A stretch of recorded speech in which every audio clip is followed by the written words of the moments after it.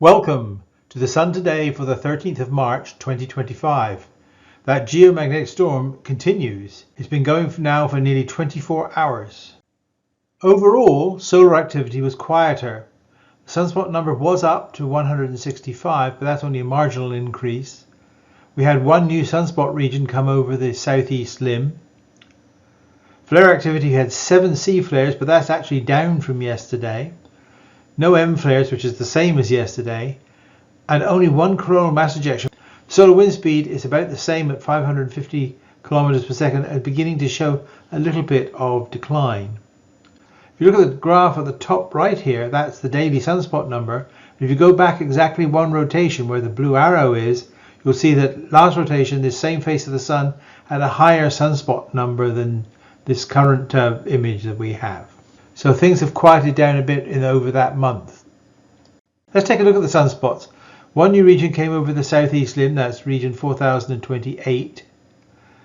And we're losing a couple of regions over the west limb today. The largest region is 4019.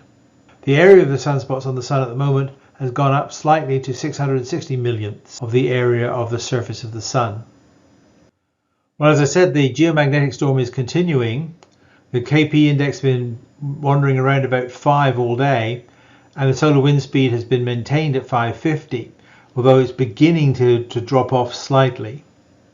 You can see the auroral arc is yet brighter and more colourful than before, and it would seem if you're in the Hudson Bay area, you should be getting some good aurora tonight. Here is the GOES X-ray emission plot. The X-ray background has remained at about 1.5, and so that's the same as yesterday. NOAA counted 7 C flares, though I actually see more here than that.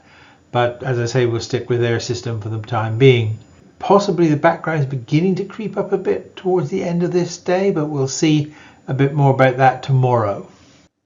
As I said, the CME activity has been rather sparse. So we'll take a look at the Soho Lascaux movie, and you'll see there's not a great deal there. Still, the image quality is very low because they've not yet corrected the background for the fact that they have flipped the spacecraft.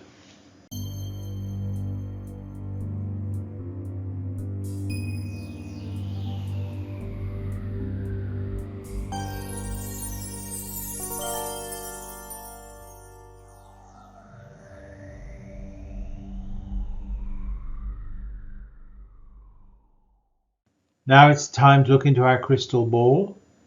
How did I do yesterday on today's forecast? The sunspot number is similar, I claimed, and that's sort of okay. Flare rate is increasing in number and intensity. That didn't happen. The solar wind was high, but it didn't moderate very much, so I'm going to call that a push. And we have more low-level geomagnetic storms, which did in fact happen, so that one's right. So I sort of got 2.5 out of 4. Not too bad. Looking into a different crystal ball, we'll see what tomorrow's forecast is. I think the sunspot number will remain similar, with the loss of some regions over the west limb while another region is coming on the east limb. The flare rate will drop a little. The solar wind speed will slow now, and so I think therefore another geomagnetic storm is unlikely. We may get an intermittent low-level echo from the current storm, but a new storm will not occur, I don't think. Once again, thank you for listening. If you enjoy these videos, please pass them on to friends or neighbors or relations who you think might benefit from understanding more about how the sun works. And so until next time, stay safe and goodbye.